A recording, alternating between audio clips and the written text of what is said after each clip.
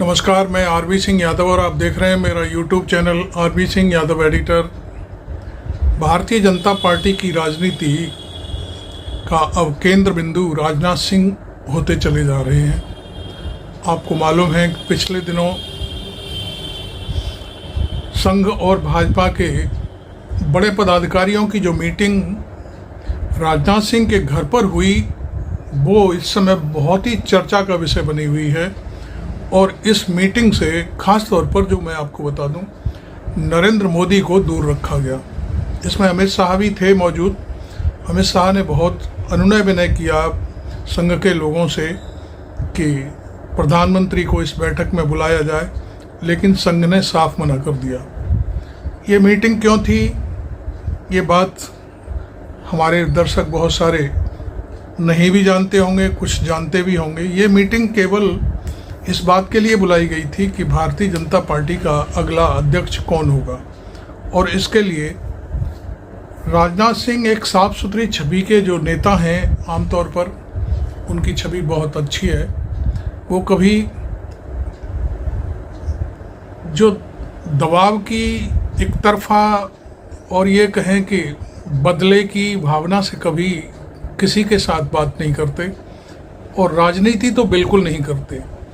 वो आज की स्थिति में वो दबाव में किसी के प्रति कुछ भी बोल दें वो एक अलग बात है, लेकिन राजनाथ सिंह को मैं तब से जानता हूं जब से वो चीफ मिनिस्टर थे उत्तर प्रदेश के। वो एकदम साफ गोई रहती है उनकी, और जो काम वो करते हैं वो उसी के बारे में बोलते हैं। बढ़ा चढ़ा करके बोलने की बिल्कुल उनको आदत नहीं है। वो बहुत सीधे सच्चे इंसान हैं। अब संघ ने इस बात को मैं समझता हूँ पहले से जाना है, चूँकि संघ में रहे हैं तो वो आज की जो स्थिति है, पिछले 2 टेन्योर जो गुजरे हैं 10 साल नरेंद्र मोदी के सत्ता काल के, उसमें उनको बहुत ही दबाव में लेकर के, और कहना चाहिए कि उनको बहुत इग्नोर करके उनके साथ बर्ताव किया गया। कई बारी आपने देखा होगा नरेंद्र मोदी के गले में माला पहनाई जा रही है, उन्हें माला से बाहर कर दिया गया, और इसका कोई और नहीं, इशारा अमित शाह किया करते थे कि नहीं हट जाइए। तो इस समय जो पोजीशन बनी है वो दोबारा से बनी है, और ये बनी है 2024 का जो चुनाव हुआ है, और 4 जून को जो रिजल्ट आए, उस रिजल्ट के बाद से भारतीय जनता पार्टी की स्थिति बहुत खराब होती चली गई। और आरएसएस ने सोचा कि यदि हम नरेंद्र मोदी के भरोसे रहे तो हम समझते हैं कि अगला जो टेन्योर है सत्ता पाने का वो पूरी तरह से हाथ से निकल जाएगा। इसलिए संघ ने अब ये समझा है, और मैं समझता हूँ उस समझदारी के साथ उस पर काम ही शुरू किया है कि किस प्रकार से मोदी के चंगुल से भारतीय जनता पार्टी को बाहर निकाला जाए। देखिए, भारतीय जनता पार्टी क्या है, संघ की देन है। यदि उसमें से संघ को निकाल दिया जाए तो भारतीय जनता पार्टी नाम की कोई चीज़ है ही नहीं। इसका जो एक पहलू है वो मैं आपको बता दूं कि जेपी नड्डा जो हमेशा नरेंद्र मोदी की जेब के अध्यक्ष थे, जेबी जिनको कहते हैं, उन्होंने एक ऐसा बयान दिया पिछले चुनाव के दौरान कि अब हमें संघ की कोई ज़रूरत नहीं है। ये बात संघ को भी चुभी, संघ को तो चुभेगी क्योंकि वो भी मातृ संस्था है, लेकिन कार्यकर्ताओं को, जो आरएसएस के कार्यकर्ता हैं, स्वयंसेवक हैं, वो बिना मतलब उनकी कोई इच्छा नहीं होती कि उन्हें मंत्री बनना है, उन्हें सभासद बनना है, सभासद भी विधायक बनना है या और कुछ पद पाना है। सत्ता के लोभ लालच से हमेशा स्वयंसेवक दूर रहता है। उसे सिखाया ही यही जाता है कि हमको सत्ता से कोई लेना देना नहीं है, सत्ता की चाशनी हमारे इर्द गिर्द भी नहीं आनी चाहिए। लेकिन जब वो वोट दिलवाने की बात करता है, गाड़ियों में अपनी गाड़ियां इस्तेमाल करता है, और पोलिंग बूथ तक कार्यकर्ताओं को के जरिए मतदाताओं को जब पोलिंग बूथ पर ले जाता है तब, और ये बात जो नड्डा ने कही है तब, दोनों का पैरेलल अध्ययन किया जाए तो ये बात, चुभती हुई बात आरएसएस को बहुत बुरी लगी है। नड्डा का अपना कोई ज्ञान नहीं था। नड्डा को नरेंद्र मोदी और अमित शाह की तरफ से जो ज्ञान बांटा गया, वो ज्ञान उन्होंने अपने मुखार बिंदु से सबके सामने बोल दिया मीडिया में आकर के। अब बात यहाँ तक है कि अब अगला अध्यक्ष कौन हो, तो इसमें ये जो बराबर बातें की जा रही हैं कि नरेंद्र मोदी और अमित शाह ही अध्यक्ष बना देंगे, तो इन सब चीज़ों से हट कर के अब नई पहल आरएसएस ने की है और ये कहा है कि नया अध्यक्ष आरएसएस की मोहर के बिना नहीं बनेगा। अब उसमें जो भी चर्चा हुई, दो एक नाम मैंने पिछले वीडियो में भी आपको एक वीडियो में बताया था कि कौन कौन इसके लिए तैयार हैं। अब विषय वो नहीं है कि वो किन की चर्चा हुई, अब विषय ये है कि राजनाथ सिंह अब इस समय पूरी तरह से इस पुल के केंद्र बिंदु हैं, centre point of the bridge, RSS and BJP. तो कुल मिलाकर के ये कहा जा सकता है कि आज मैं बहुत बड़ी बात कहने जा रहा हूँ आपसे, नरेंद्र मोदी को यदि रिप्लेस किया जाता है सत्ता से तो सेकंड नंबर अब गडकरी से भी हट करके राजनाथ सिंह का है, क्योंकि गडकरी सीधे सीधे अब बचते हैं सब चीज़ों से। वो कोई एक्टिव रोल नहीं करते, ना कुछ बोलते हैं, लेकिन राजनाथ सिंह हमेशा इस तरह की जो बातें हैं उनको सामने लाते हैं। और खैर आरएसएस ने उनको आगे किया, क्योंकि उनको भरोसा है कि राजनाथ सिंह यदि सत्ता के केंद्र में आते हैं, विचारों के केंद्र में आते हैं, तो वो निश्चित तौर पर आरएसएस की और भारतीय जनता पार्टी की जो थिंकिंग है या थॉट्स है, जिस पर पार्टी और संघ दोनों काम करते हैं, उसमें राजनाथ सिंह खरे उतरेंगे। वैसे मैं आपको बता दूं कि आरएसएस की नज़र में गडकरी का नाम सबसे पहले था, लेकिन गडकरी के ऊपर पिछले टेन्योर में ही कुछ आरोप लग गए थे, तो उन आरोपों की वजह से उन्हें अध्यक्ष पद से इस्तीफा देना पड़ा और फिर उसके बाद तत्काल राजनाथ सिंह को लाया गया। और राजनाथ सिंह को लाने के बाद मोदी 2014 में जब फुल फ्लैश राजनीति में अपनी पकड़ बनाते हुए जब पूरा मैंडेट ले आए, तो उन्होंने भारतीय जनता पार्टी पर अपना कब्जा कर लिया और उन्होंने तत्काल अमित शाह को बना दिया।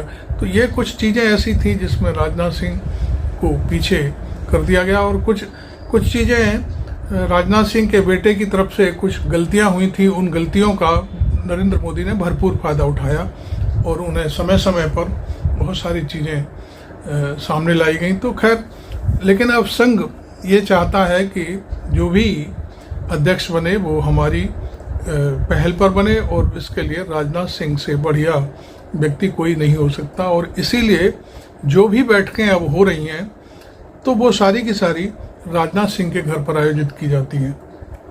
अब पहले जैसा माहौल नहीं रहा है।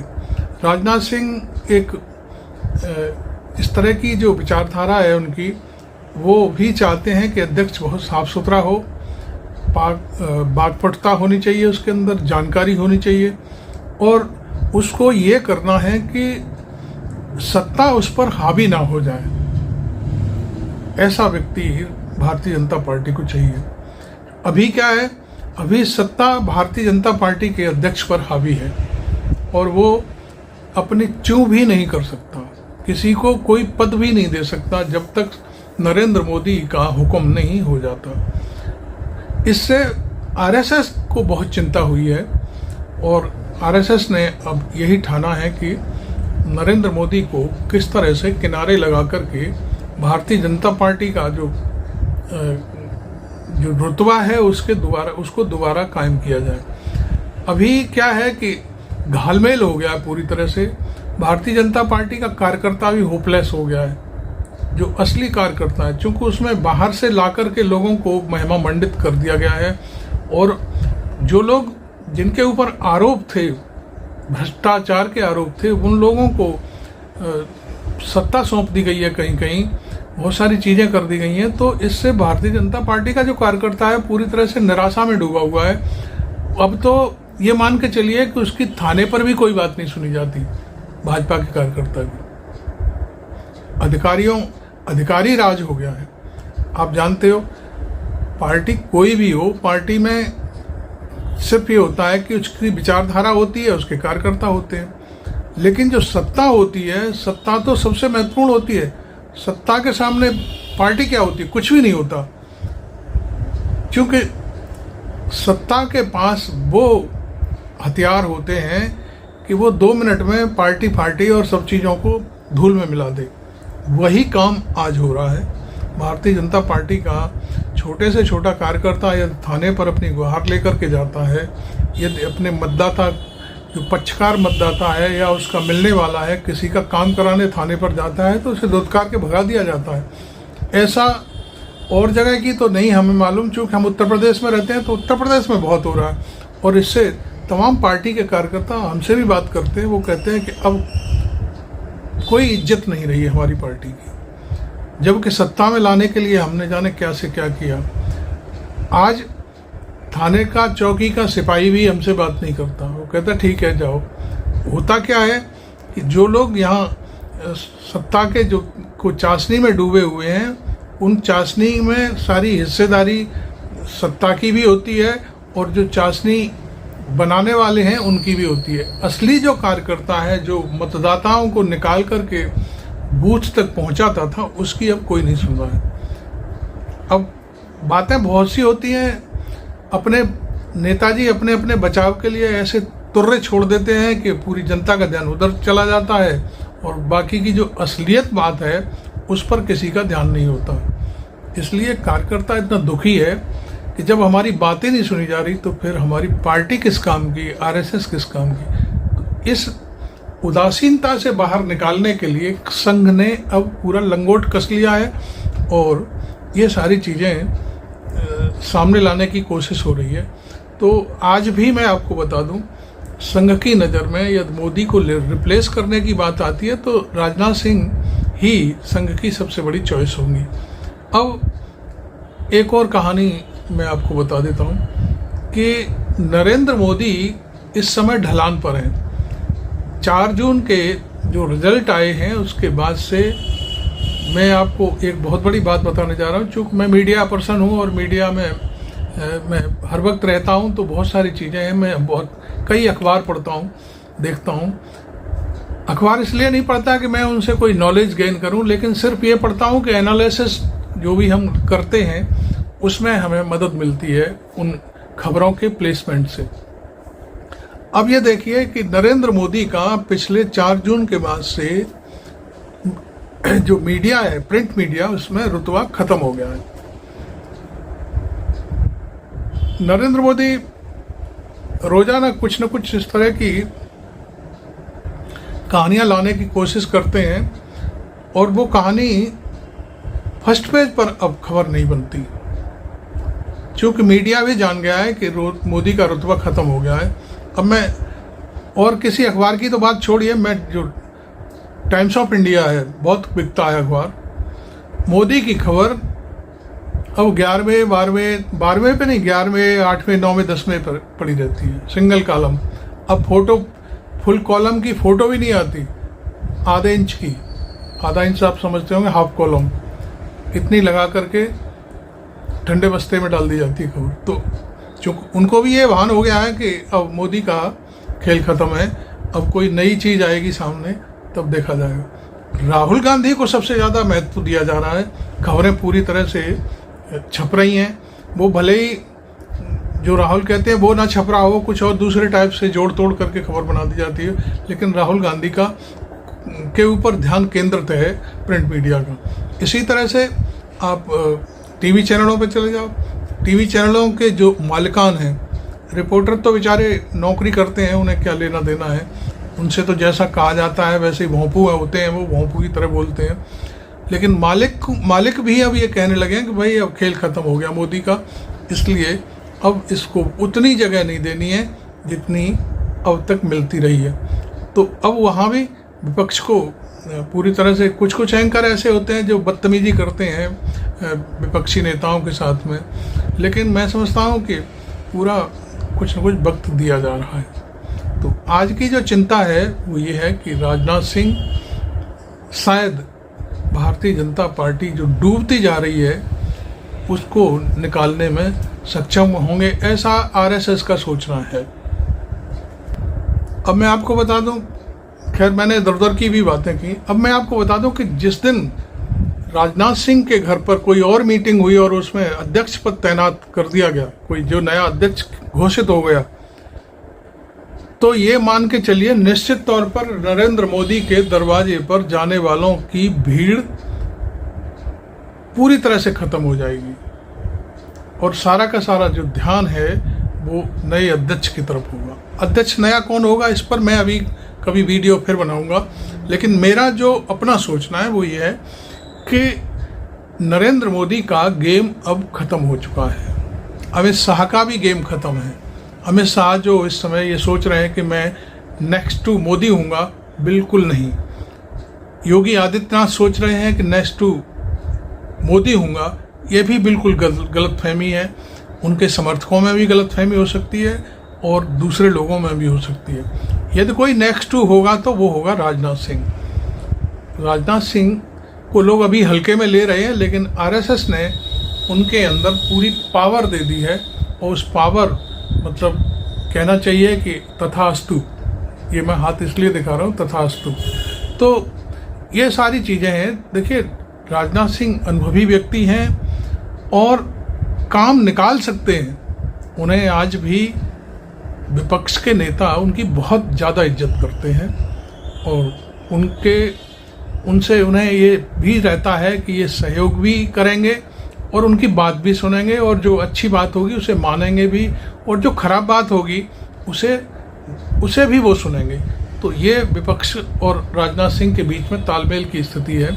खैर, अब मैंने जो बात बोली थी वो ये है कि भारतीय जनता पार्टी अब नए अध्यक्ष की वेटिंग में है और वो जिस दिन नाम तय हो गया उस दिन वो सत्ता से दूर होकर के अपनी राजनीति शुरू करेगा।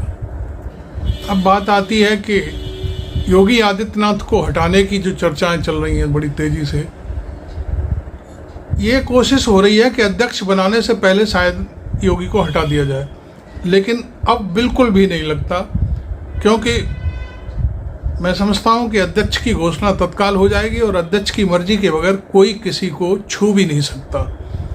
इधर जो आग उगलते हुए बयान योगी आदित्यनाथ के आ रहे हैं वो बहुत ही महत्वपूर्ण हैं। वो क्या है, वो आरएसएस और जो बीजेपी की जो लाइन है उस पर वो काम कर रहे हैं। अभी कुछ दिन पहले हिंदुओं का मसला बांग्लादेश के बारे में उठा योगी आदित्यनाथ ने। बाद में फिर पाकिस्तान की बात आती है तो उन्होंने महासंघ की बात चला दी। महासंघ, पाकिस्तान और बांग्लादेश मिलाकर के भारत में महासंघ बना दिया जाए, भारत महासंघ। तो ये जो चीज़ें चल रही हैं ये आरएसएस की एक लाइन है, बीजेपी की लाइन है कि जो 1947 में 14 अगस्त 1947 को जो पाकिस्तान अलग हुआ था उसको एक बार से फिर मिला लिया जाए। तो लेकिन अब बात यह है कि ऐसा करना तो योगी के हाथ में तो नहीं है, ये तो प्रधानमंत्री का स्तर होता है और भारत सरकार इसमें पूरा रोल अदा करती है। मैंने पिछले वीडियो में भी ये बात कही थी। लेकिन ये इस तरह के बयान दे करके वो जनता की जो लहर होती है ना, भावनाएं होती हैं, उनको अपने पक्ष में करने की कोशिश है। तो मोदी के सामने योगी आदित्यनाथ भी एक कठिन चुनौती है और दूर की कौड़ी है, उसे वो शायद पूरा कर पाएंगे कि नहीं कर पाएंगे, ऐसा मेरे समझ में तो अभी मुश्किल आ रहा है। हालांकि अभी कोशिश ये हुई थी कि वही आरक्षण पर जो एक टिप्पणी इलाहाबाद हाई कोर्ट ने की थी और वो निरस्त कर दी भर्ती 69,000 शिक्षकों की, उस पर कल संभल करके शिक्षा विभाग की मीटिंग लेकर के योगी ने सब साफ कर दिया कि अब हम सुप्रीम कोर्ट नहीं जाने वाले हैं और हम जो इलाहाबाद हाई कोर्ट का फैसला है उसे सर्वमान्य रूप से हम लागू करेंगे। तो ये समझने की बात है और अच्छा भी लगता है कि भाई कोई व्यक्ति कहीं कोई गलती हुई है तो उसे सुधार ले। तो ये एक बड़ा पत्ता है तुर्क का, क्योंकि वो मौर्य हैं जो उनके पीछे पड़े हुए हैं आरक्षण को लेकर के, और वो पटेल है लेडी कोई, तो उनका जो बयानबाजी हो रही है, हालांकि उनसे कोई फ़र्क नहीं पड़ता क्योंकि ये मामला सरकार और जो बाहरी जो बयानबाजी होती है उसमें बहुत अंतर होता है। तो खैर, आपको ये वीडियो कैसा लगा ज़रूर बताएं, और राजनाथ सिंह के ऊपर जो मैंने टीका टिप्पणी की है उस पर भी अपने विचार रखें, और मेरे चैनल को अभी तक सब्सक्राइब नहीं किया है तो ज़रूर कर लें। आपका जो सब्सक्रिप्शन है उसी से हमारा चैनल चलता है, और ज्वाइन कर लें तो बहुत ही अच्छी बात है, हमें मनोबल बढ़ता है हमारा यदि आप हमारे वीडियो को लाइक करते हैं, फॉलो करते हैं हमें, और सब्सक्रिप्शन देते हैं हमको। Thank you very much. मैं आरवी सिंह यादव।